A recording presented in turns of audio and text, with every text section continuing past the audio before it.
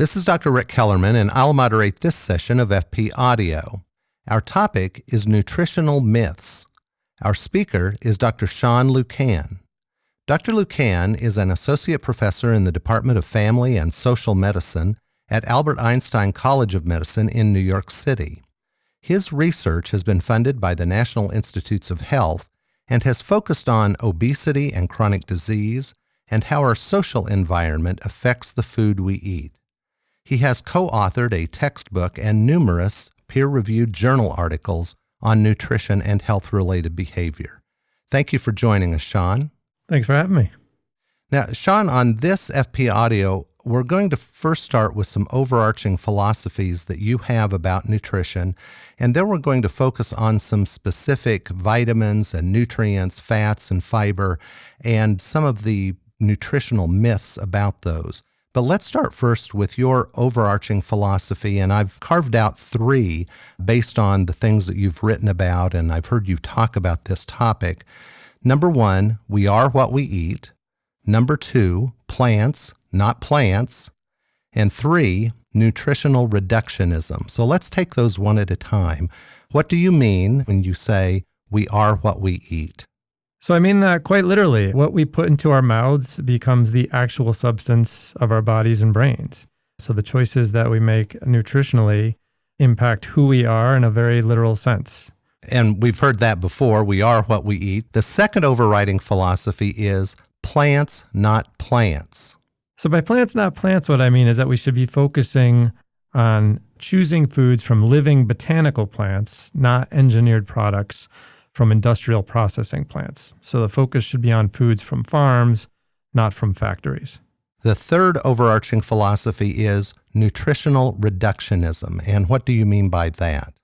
So by nutritional reductionism, I mean that many guidelines and much of the thinking about nutrition and many of the studies that are done reduce foods down to food components or constituents, which are easy to study and easy to make guidelines on, but can mislead and direct people to eating in unhealthy ways. So essentially, nutritional reductionism reduces food consumption down to balance sheets of assets and liabilities with putatively healthy components, things like protein and fiber and vitamins and minerals, and supposed liabilities, things like sodium and cholesterol, sugar and saturated fat.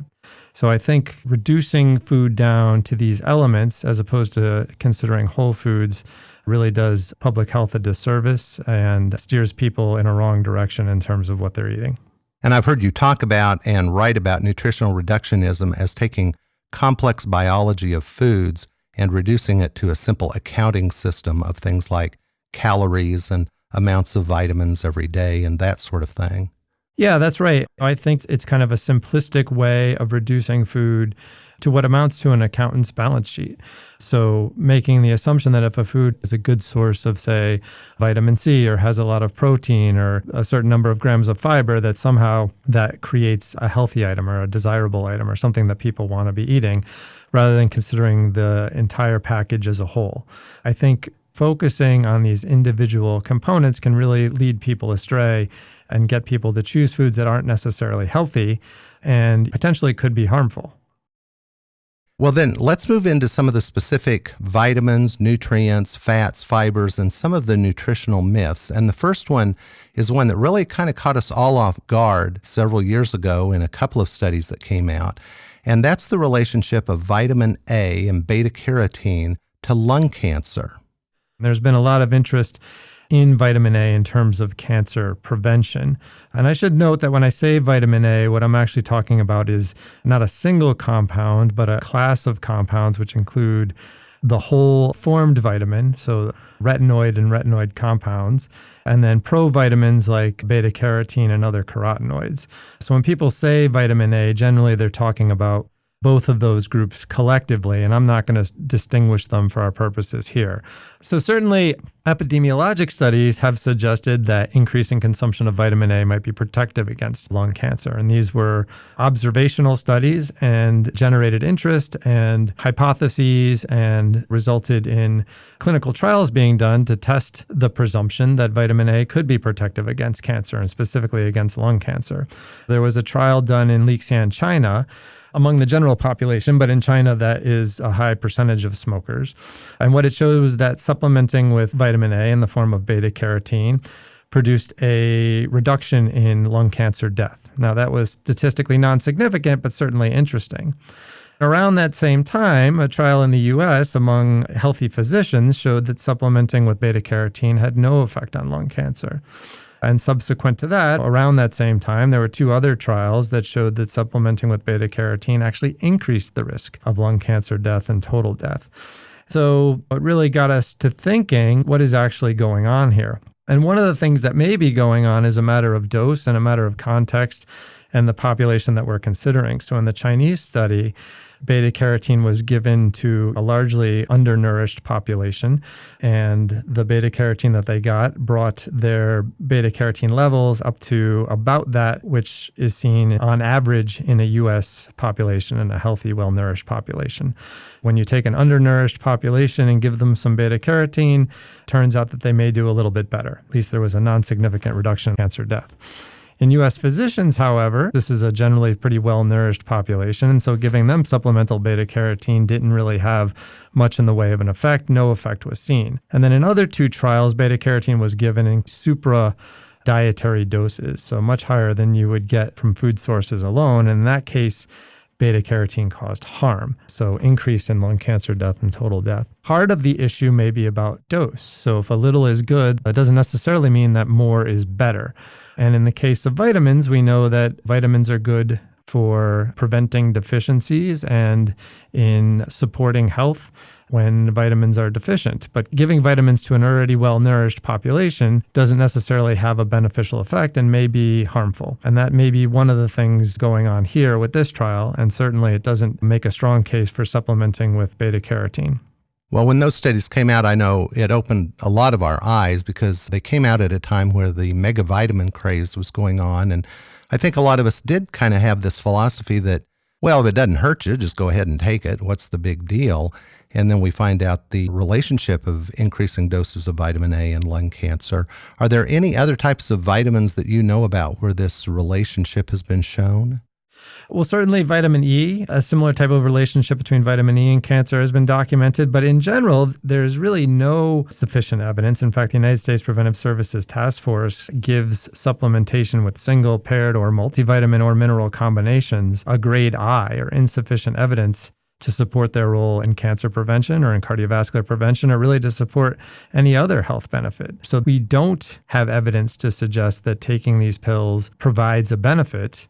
So in the case of vitamin E, there's at least some suggestive evidence linking vitamin E supplements to prostate cancer risk. And because of that, the United States Preventive Services Task Force recommends against vitamin E supplementation. And the same is true for their recommendation for beta-carotene. But for vitamin and mineral pills in general, we know that they can have adverse health-related effects. And there was just a paper in the New England Journal of Medicine late in 2015 showing emergency department visits linked to these pills. So not without risk, but in my estimation, whenever there is absence of a clear benefit, then taking a pill in that context is in itself a harm, because what it does is detract resources away from things that are demonstrably healthy and perhaps provide false reassurances to patients who believe they are getting a benefit. And it may actually change behavior or direct behavior in a way that is unhealthy when patients feel that they are, quote unquote, covered by the vitamin or being protected by the vitamin. So it may direct behavior into more risky directions than patients otherwise would have engaged in if they didn't feel that they were being protected by this pill that wasn't actually providing them any benefit. Very good. The next myth is about calcium intake. Right. So when people think about calcium, almost automatically what they think about is bones and bone health. There's a belief out there that we need to get enough calcium or perhaps supplement and take extra calcium to ensure healthy bones. But in fact, the role of calcium in strengthening bones is unclear. In fact, Americans have among the highest intake of calcium in the world and among the highest rates of osteoporosis. So we know from numerous studies that calcium supplementation has minimal, if any, effect on bone mineral density in kids or adults. And that's true of calcium through diet or calcium through pills. But of course, bone mineral density and quote unquote bone health are really just surrogate outcomes or disease-oriented outcomes. What we actually care about are patient-oriented outcomes like fracture. What we want to know is, does calcium prevent bone fracture? And the best available evidence suggests if it does so in a very minimal way and perhaps a clinically insignificant way. Some of the best studies have shown no effect on bone fracture or only an effect in the most frail and undernourished individuals, particularly elderly women in residential care. In one meta-analysis, only the study dealing with that kind of very frail population showed a benefit. And that gets back to the point made earlier that perhaps vitamin and mineral supplementations provide a benefit in those who are undernourished at baseline. But for a well-nourished population, particularly those living in the community, the number needed to treat for calcium supplementation, the number of people you'd have to give calcium to in order to prevent one fracture is estimated to be around 1,000 in one study. And in other studies, there showed no benefit at all. In fact, the United States Preventive Services Task Force has a grade I recommendation for calcium with or without vitamin D supplementation to prevent fracture. And there are some potential harms to calcium. Sure, there's potential harms to anything you take, and calcium is no exception. Some of the things we worry about are kidney stones. There's been some evidence to suggest that calcium supplementation may be related to major cardiovascular events. And there's even been evidence to suggest that calcium supplementation could increase the risk of hip fracture. So not without potential risks. When people think about calcium, they think about bone because calcium is a major component of bone. And in fact, calcium is kind of unique among the micronutrients in that it's present in the body in macronutrient amounts. Calcium is present on a scale of kilograms, whereas most other vitamins and minerals are on the scale of milligrams or micrograms. So there's large amounts of calcium in the body, but that doesn't mean that throwing more calcium at the problem is of any benefit. Just because you are taking supplemental calcium doesn't mean that you're going to build stronger bones. Just like if you're at a construction site, adding construction material doesn't necessarily put up better buildings. You need other components to that process. Just like on a construction site, it's not just about the number of bricks, but it's about the machinery and the workmen and the crew and the fuel. And the same is true in the body. It's not just about calcium, but it's about all the other components of our diet and all the other important ingredients or constituents that go into bone making. Calcium is important, but there are also nutritional constituents that relate to bone preservations like potassium and vitamin K and magnesium and phytochemicals. And there are components that help calcium incorporate into bones like copper and manganese and zinc. So really, it's about a whole package of food and not individual constituents taken in isolation.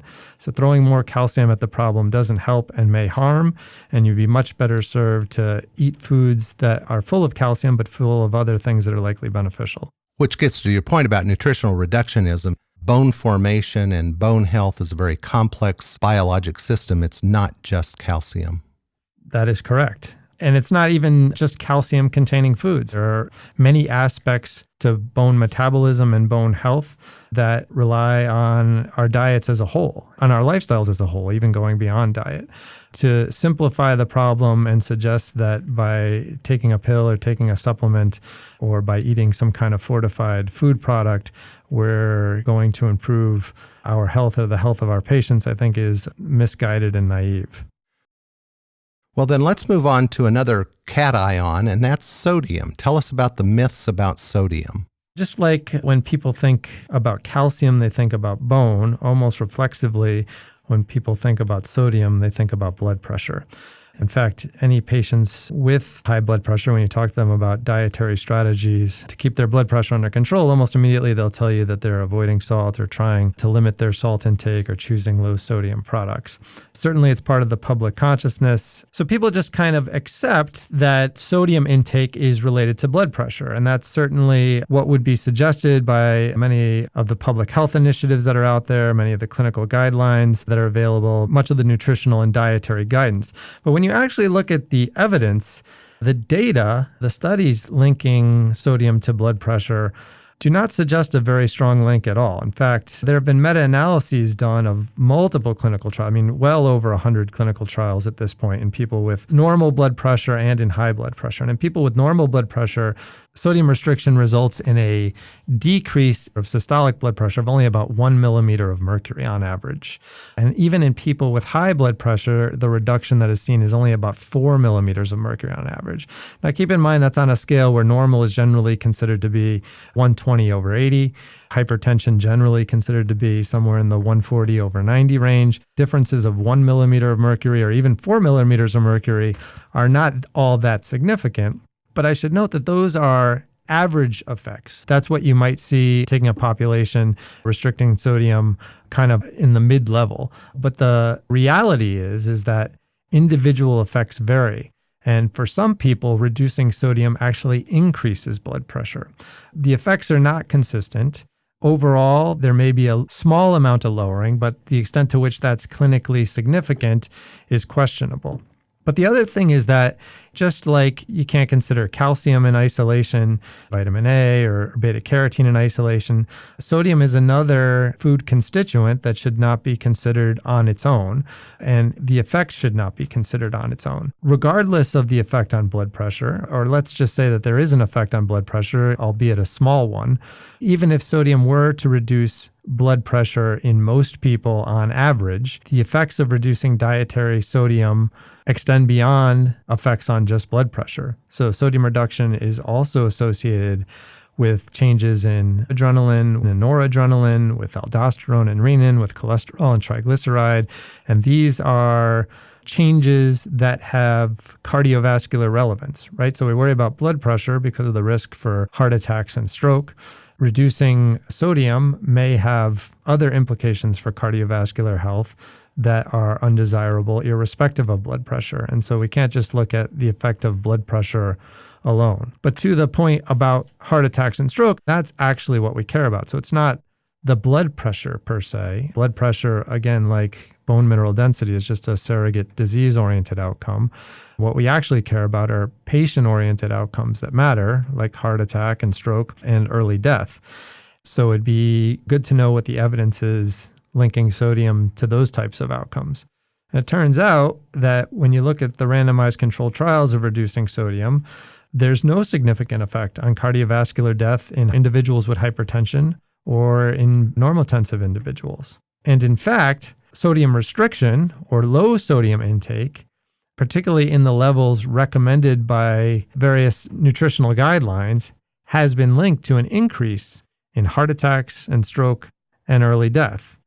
Whereas high levels of sodium intake are not consistently linked to those outcomes, but really there may be a U-shaped relationship where very high levels cause some risk, but also low levels also increase risk and may be the bigger risk. So on a population level, whether sodium restriction is advisable is something that's quite debatable. So my wife has been salting her food for the 35 years that I've known her, and I've been complaining about her salting her food for 35 years. Are you telling me that I need to back off?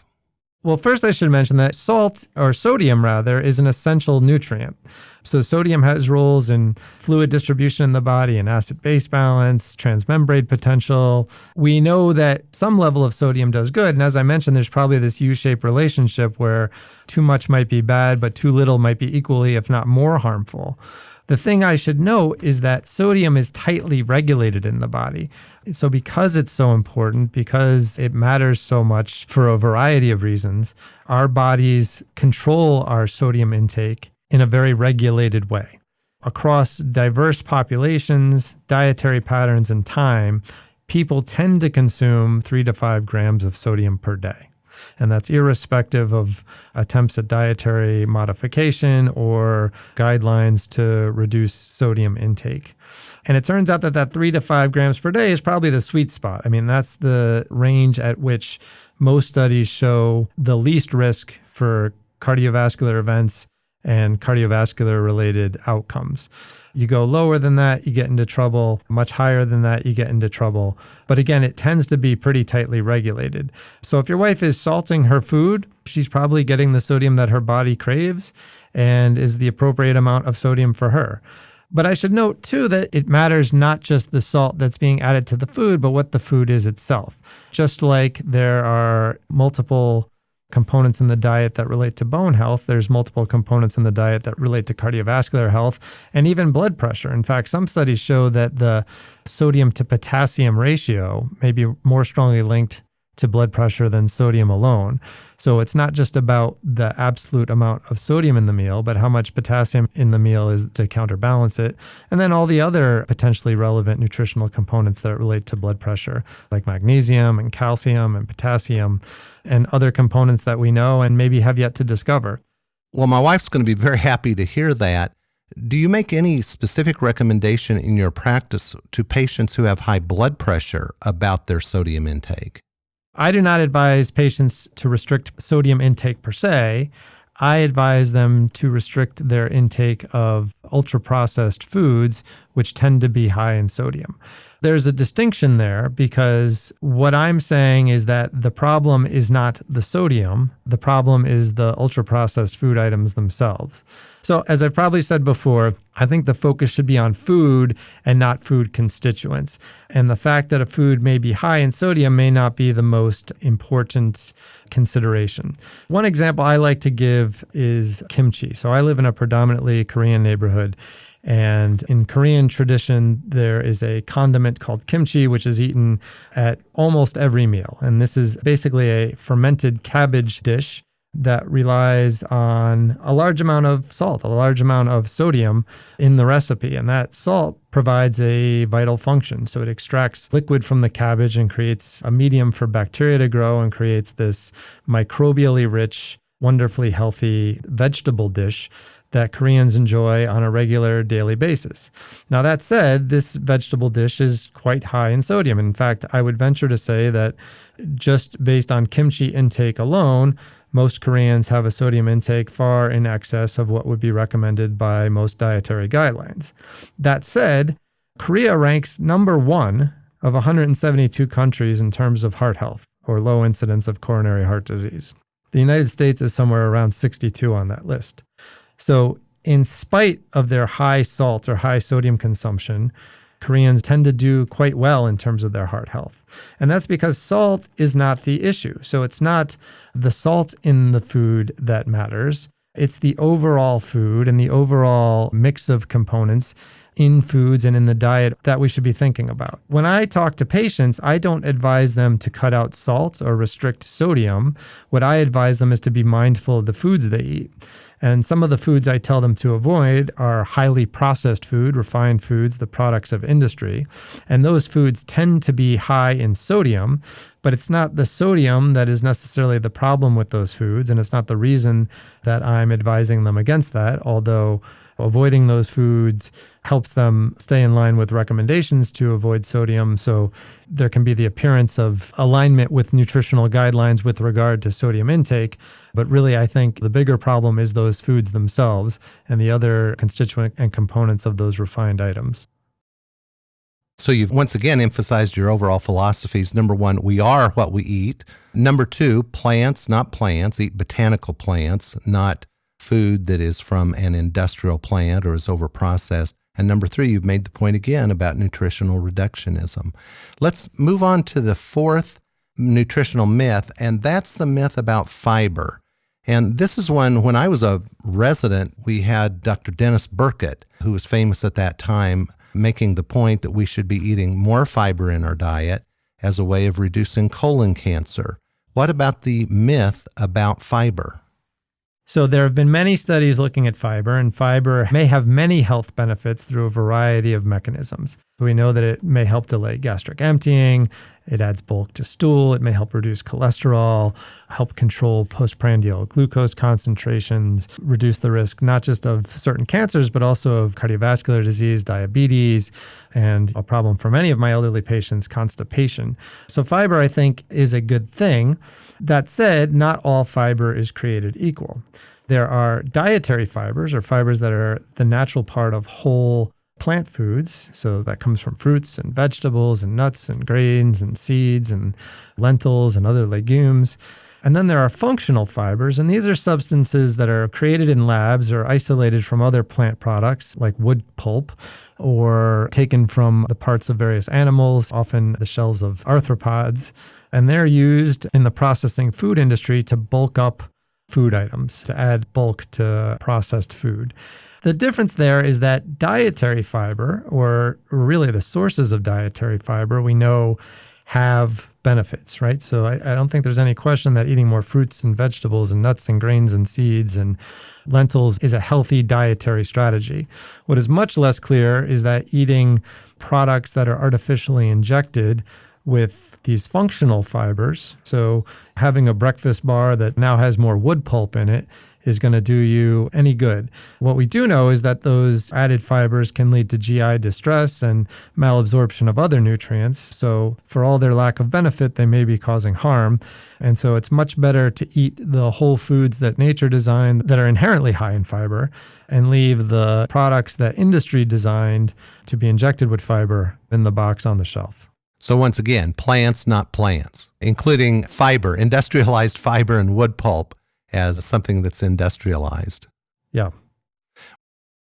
Well, then let's move to another one that has been controversial, and that's fats, and in particular, saturated fats. I think there's increasing recognition in the nutritional community that it's less about the amount of fat in the diet than about the type of fat. And one of the types of fat that there's still some concern about is saturated fat. And saturated fat is a concern because it can raise total cholesterol, specifically LDL or low-density lipoprotein, which is the predominant vehicle through which total cholesterol gets shuttled around the body. That said, not all LDL particles are the same. LDL is actually a mixed class of particles with potential biological differences based on size and density. Small, dense LDL particles are likely pro-atherogenic and pro-thrombotic and pro-inflammatory, whereas large, buoyant LDL particles may be comparatively benign. And the thing about saturated fats is that they likely reduce small, dense, or harmful LDL, but may increase large, buoyant LDL, which again may be harmless. So at least at the level of lipoproteins, saturated fats would seem not to be a terrible thing. The other thing is that saturated fats themselves are a mixed class of compounds. So this is a case where size matters. So saturated fats are just chains of carbon, essentially, and the number of the carbons in the chain helps determine how those fatty acids are used within the body, how they're metabolized, and what their biological effects are. So some saturated fatty acids raise LDL, whereas others do not. And some saturated fatty acids actually reduce the ratio of total cholesterol to HDL, which actually may be more predictive than LDL for cardiovascular risk. So at least at the level of these surrogate disease-oriented outcomes like lipoproteins and lipid profiles, saturated fats might not be doing the harm that they were long reputed to. But again, we care less about these disease-oriented outcomes, these surrogate outcomes, than about patient-oriented outcomes that matter. What we'd really want to know is how do saturated fats affect cardiovascular events and cardiovascular-related death and mortality in general. Well, it turns out there have been several cohort studies and randomized controlled trials in this area, and they pretty much show that saturated fats are not linked to coronary heart disease or stroke. And that's true of whether you look at saturated fats in the diet or saturated fat levels in the blood. They're also not linked to diabetes or cardiovascular disease events or all-cause mortality. And in one meta-analysis, actually, there was a suggestion that reducing intake of saturated fats, while not linked to cardiovascular total mortality, could reduce the risk of myocardial infarction. But that gets to another point of nuance, which again brings us back to the overall diet and looking at foods as opposed to food constituents. So generally, when people are reducing their intake of saturated fat, they're increasing their intake of something else. When you replace saturated fat with complex carbohydrates or whole foods like fruits and vegetables, nuts, grains, seeds, that usually is a good thing. That winds up being a benefit and something that is protective against cardiovascular disease and cardiovascular events. Conversely, if what's replacing saturated fats are trans fats or omega-6 fatty acids, Cardiovascular disease and total death may go the other direction. It may actually be more harmful with that type of replacement. And similarly, replacing saturated fats with refined carbohydrates may not work out in people's favors. An example I like to give is the hot dog. So a hot dog is a pretty fatty processed meat. And the idea is that there's a whole line of low-fat hot dogs or hot dogs that have some of the saturated fat removed, marketed as sort of a healthier product or a product that is less detrimental to people's overall nutrition and overall well-being. Well, the fact is that those low-fat hot dogs, what's replacing the fat there is oftentimes some kind of starch, corn syrup, various other sweeteners. When what's replacing the saturated fats are those refined carbohydrates, the ultimate product is probably not healthier for people and likely less healthy and more harmful, just by virtue of the fact that you're taking something out that's putatively harmful doesn't necessarily make a product healthier, particularly when you're putting in something that is pretty clearly detrimental. So again, it just gets back to the food processing issue. Ultra-processed foods in general are a bad idea, irrespective of the saturated fat, and taking out the saturated fat doesn't make them any healthier, and in many ways it could make them worse. Well, a question that comes out of this is patients oftentimes ask us about fish oil. What do you tell them specifically about that? I think the best way to get fish oil is to eat the fish. In fact, the most compelling evidence is the evidence that links fish consumption to good outcomes. So again, people don't eat fats in isolation, they eat foods and food sources of fat. And so going back to saturated fats for a minute, the main sources of saturated fat in the diet are meats and dairy, right? Rather than looking at saturated fats in isolation, it's useful to look at these food categories. And when we look at the effects of eating meat, or studies that have examined meat consumption as it relates to cardiovascular disease, it turns out that eating meat tends to be associated with greater cardiovascular disease, whereas eating dairy doesn't tend to be, and it may actually be protective. And in fact, dairy consumption has been linked to protection against diabetes and obesity and better metabolic health. And it may be the fat in the dairy itself, the saturated fat, that's providing that protection. There's at least one study that showed that full-fat dairy is associated with a healthier metabolic score in terms of blood pressure and lipid profile and sugar metabolism, whereas low-fat dairy is not. So it may be the fat itself that's providing that benefit. And in some studies, whereas meat is linked to total mortality and mortality in terms of cancer risk, dairy doesn't seem to have that association. It's really about the food sources and less about the fats themselves or the isolated oils from a given food. Well, Sean, we get nutritional guidelines and recommendations. Brazil in 2014 came out with some dietary guidelines. And could you tell us about the Brazilian dietary guidelines? Brazil's dietary guidelines, I think, are among the most progressive that I've ever seen. What I really like about those guidelines is that, first of all, they focus a lot on some of the themes we've talked about already today. So they focus on plants, getting food from living botanical plants, avoiding food from industrial processing plants. But then they also focus more broadly on lifestyle and social aspects of eating, and I think are really worth looking into because they go beyond the very reductionist view of nutrition as putatively beneficial component A versus detrimental component B, and talk about food preparation and taking time to enjoy your food and eating with family and these other considerations that matter a lot to overall health and wellness that are food related, but go beyond just narrow nutritional considerations and narrow thinking about food components or constituents. And we'll put a synopsis of the Brazil dietary guidelines from 2014 in the summary booklet so that listeners can specifically look at those guidelines. They're very simple, but they're very good, very broad, and they make all of the points that Dr. Lucan has made here today. So, Sean, give us the take-home points. Do you have any final comments about nutritional myths and nutrition in general? I think the biggest points is that we want to focus on food, not food constituents, and more broadly focus on diets and broader lifestyle, but really take the focus away from emphasizing food constituents in isolation. I think additionally, we need to focus on patient-oriented outcomes, not surrogate measures, not disease-oriented outcomes, and that we want to focus on food from farms, not from factories. So foods from living botanical plants, not industrial processing plants, foods that nature designed, not that companies engineered. Very good. And we're going to put a list of some of Dr. Lucan's articles, editorials that he's written about this topic in the summary booklet. And I would commend those to the listeners. They're very simple to read. They make very good points about nutrition and are very well written. Sean, thank you for joining us on FP Audio. Thanks so much. This was great.